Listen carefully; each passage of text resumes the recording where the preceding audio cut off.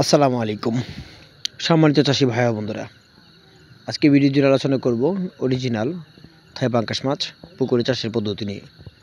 আশা করি ভিডিওটা সম্পূর্ণ দেখবেন, তা না হলে পাঙ্গাস মাছ চাষ সম্পর্কে সকল তথ্য পরামর্শ মিস করে ফেলবেন। এখন স্ক্রিনে যে মাছগুলো দেখতে পাচ্ছেন ভিডিওতে, এগুলো যা 5 থেকে 6 ইঞ্চি সাইজের অরিজিনাল থাই পাঙ্গাস মাছ।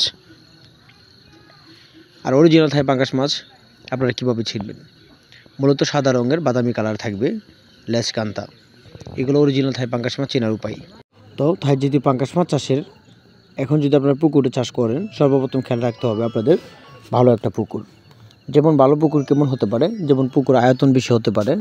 দ্বিতীয় কারণ হলো যে পুকুরের জন্য 4 থেকে 5 ঘন্টা রোদের আবহাওয়া পড়তে পারে, এমন একটা পুকুর নির্বাচন করতে হবে।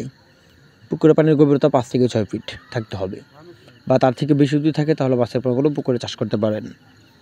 অরিজিনাল থাই জাতীয় পাঙ্গাস মাছের পোনা এককভাবে বেশিরভাগ চাষ করে থাকে অনেক চাষিরা। থাই জাতীয় পাঙ্গাস মাছের পোনা এককভাবে চাষ করতে হলে আপনারা চাষ করতে পারেন প্রতি শতাংশে 100 থেকে 150 অথবা সর্বোচ্চ 180 পিস করে ঘন পরিবেশে মাছ চাষ করতে পারেন। আর যদি না চান না একটু পাতলা করে দিবেন, সেই ক্ষেত্রে আপনি দিতে পারেন প্রতি শতাংশে, যেমন 100 পিস করে মাছের পোনাগুলো প্রতি শতাংশে মজুত করতে পারেন, বা 120 টাকা করে।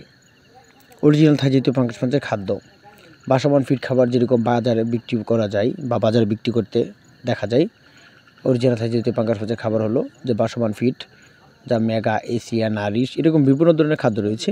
আপনারা সেসব খাদ্য বাসমান পরিমাণ খাওয়াতে পারেন। আর তার থেকে খুব সুবিধা হয় সেক্ষেত্রে যদি আপনারা হাতে খাবার বানিয়ে থাই জাতীয় পাঙ্গাস মাছের পোনাকে খাওয়ান। যেমন হাতের থেকে খাবার যেরকম প্রোটিন সম্পন্ন, এরকমভাবে থাই জাতীয় পাঙ্গাস মাছের পোনাকে খাবার খাওয়ায়ে টনে টন খাদ্য আপনারা খাওয়াতে পারেন।